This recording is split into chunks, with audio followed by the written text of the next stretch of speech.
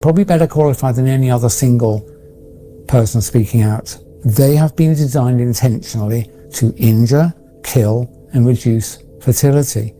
I've never claimed it would do it to a lot of people, or that it would be quick. In fact, specifically, I remember saying at the time, I don't think they want to risk injuring and killing too many people early on, because people will spot it. What I expected once I started looking around and noticing other things, like there was a talk of electronic money, getting rid of cash, and there was talk of digital ID. I remember Tony Blair trying to do that in the 90s.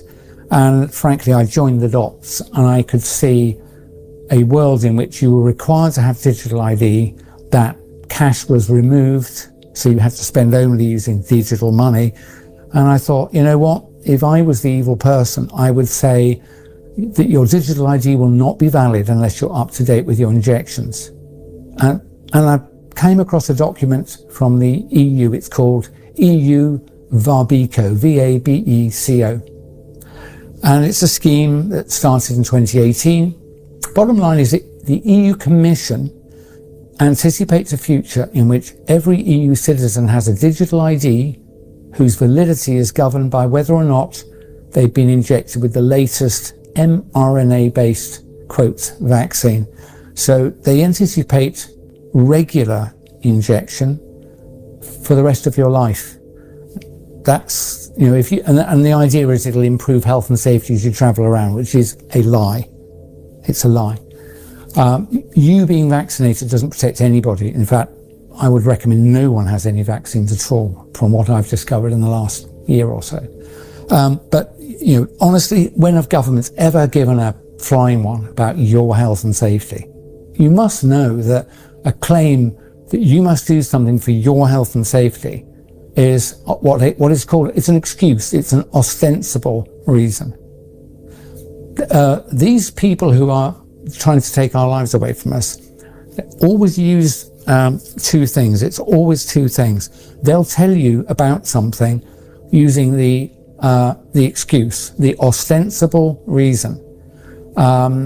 So in this case, it'll be you have to be jabbed to protect you from marauding viruses. The real reason is I'm afraid they want to make you ill and kill you. That is the truth. It's absolutely clear. There's really only one senior institution. It's a group of people who you can see as supranational groups, from the UN, WHO, the International Panel on Climate Change, the World Economic Forum, you know, Bilderbergs. You should see them as the same. They're different manifestations. Trilateral Commission. Keir Starmer's a member of the Trilateral Commission, the only elected British politician who's a member of this globalist group, at least that particular one. They're all founded by the same group of people. They've been running for, you know, decades to much longer than a century. And they believe their destiny is to control all us little people, all us. They see us as useless eaters. Useless eaters. Where have you heard that phrase before? What happens to useless eaters, do you think? I think they believe it's their destiny, maybe their obligation, to take control of everyone, everywhere, forever, using digital means. So digital ID, digital money, geolocation, and an obligation to be injected, something like that. You don't need much more than that. The control mechanism is so frighteningly simple. I warn people, and I'm not going to sign up for digital ID. I'm probably going to regret that statement, but you don't need a new global single format editable digital biometric ID. But that's what digital ID means. Single global editable biometric digital ID. I'm warning you. I'm trying to help. It's the last really important decision you will get to make. If you sign up for it, the people who are taking over do not require your consent, your collaboration, you to do anything after that. And this is why. I'm going to tell you why. Even I, as someone who's not involved in finance, I'm clever enough to see that the debts of all major countries has been deliberately piled on and escalated to the point where it's obvious to all of us that the debts can never be repaid. We're struggling even to service the interest on the loans. So at some point, I predict with great confidence that an event like 2008, the global financial crisis, only 1,000 times worse, will occur. And that will mean every country is bankrupt at the same time. All businesses would be bankrupt at the same time. And to find out what will happen to you, if like me, you're sort of comfortable and middle class, early retired and got a bit of saving, you should be really frightened what I'm going to tell you. David Rogers Webb. David Rogers Webb. Here's my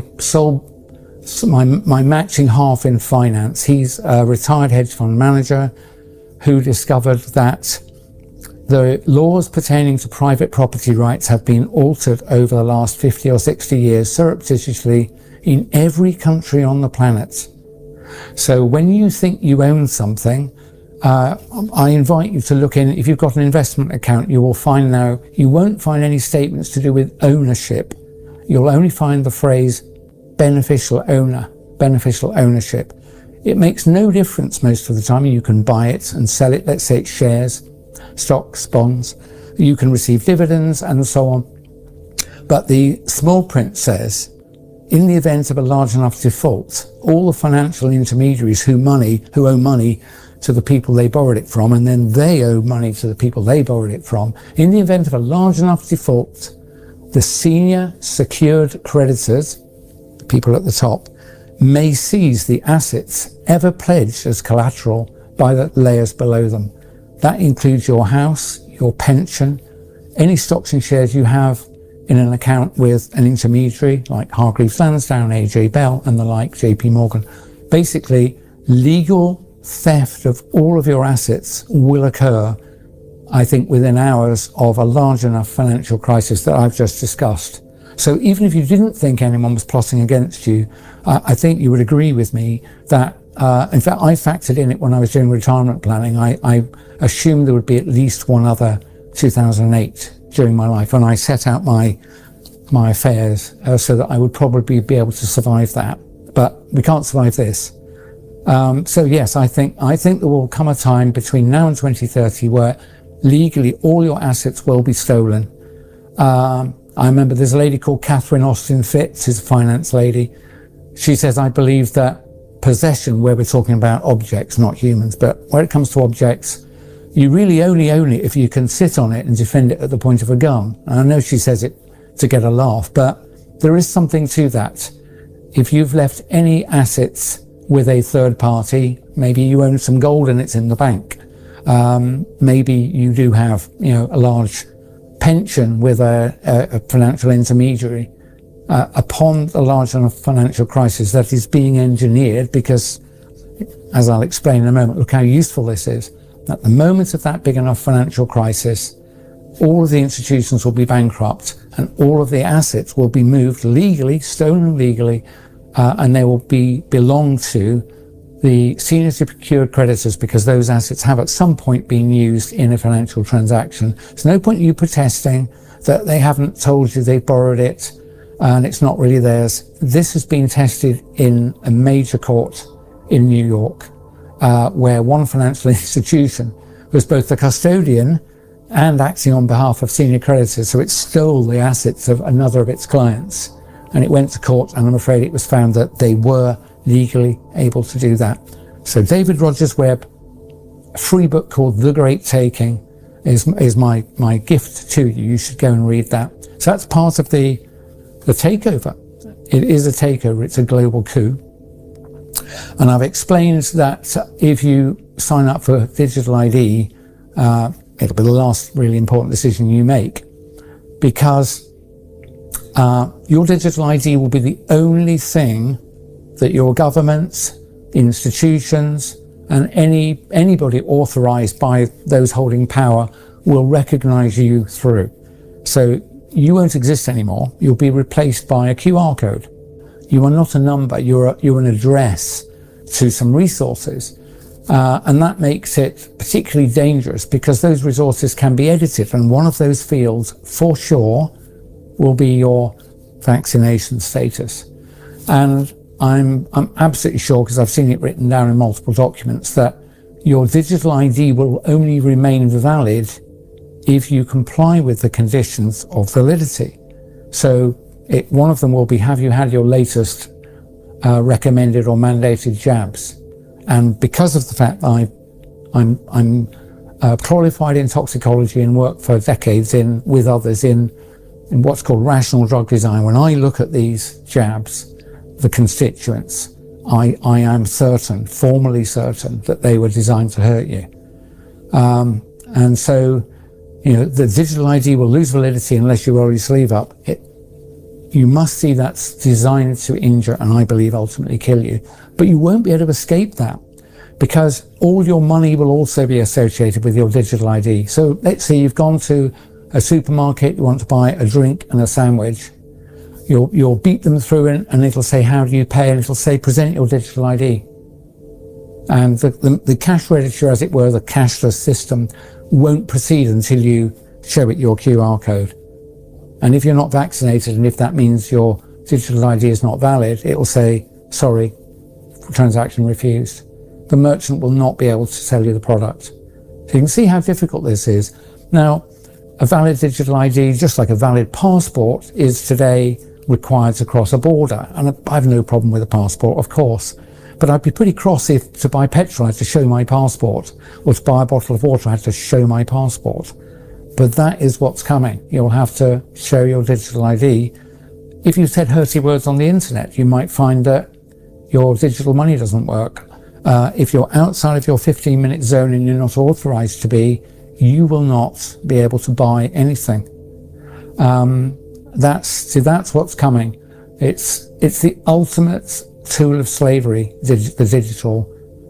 It's called the digital gulag by other people. I think that's not a bad phrase. And the way to stop that happening is to put your foot down and don't sign up for it. If they tell you, say you're, if it's a government, they might say we're not going to give you benefits unless you sign up for digital ID. I can't help that. I'm going to tell you, you at this point have to choose. Obviously going to engineer it so that you'll feel you can't refuse. If you sign up for it, your life is going to end. Your free life is going to end. So I would say, like I always did with the jabs before I really knew what was going on, I would say, don't decide anything now. Defer your decision a month, maybe another month. Same with digital ID. Please, when it's first put to you, and especially if they threaten you, we'll have to fire you if you won't sign up for this. This is good for you, is it? Why would they threaten you?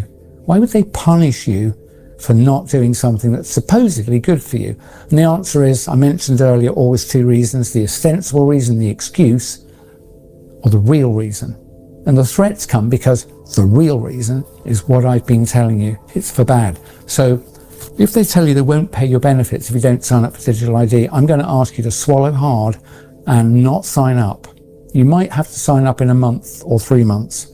Don't sign up. The more people who don't sign up, the more likely we are to be able to defeat this, because other people will be taking their lead from you. So if you've got children, I think you should be willing to go hungry for a bit. If I have to, I will, in order to stop this happening. So I made the bold statement, I'm not going to take on a digital ID. And some people have said, you will lose access to your money in your bank accounts. Do you know what? So be it. If I sign up for it, what's going to happen is what I've outlined to you. Money's not going to matter. One, they'll steal it. And secondly, I don't want to survive in a world in which I'm beeping my way into and out of shops and beeping my way to buy some moldy bread with insect flour, right? I'm not going to live in that world. So I'm just going to stop. And the worse the punishment brought upon me, the worse the retribution, the more sure you should be that this is a bad thing. So even if they say we're going to fire you, say respectfully, I don't trust this system. I'm going to defer my decision. I'm not going to sign up this month. Let them fire you. I think they'll have to give up. Remember NHS 100K when they said, we're going to jab you all or you'll lose your job. and 100,000 of them campaigned on the street, and the government actually gave in the next week. So there's enough power if we only just take our courage in our hands, and you only need courage when you're threatened. You need some courage now. You need some courage.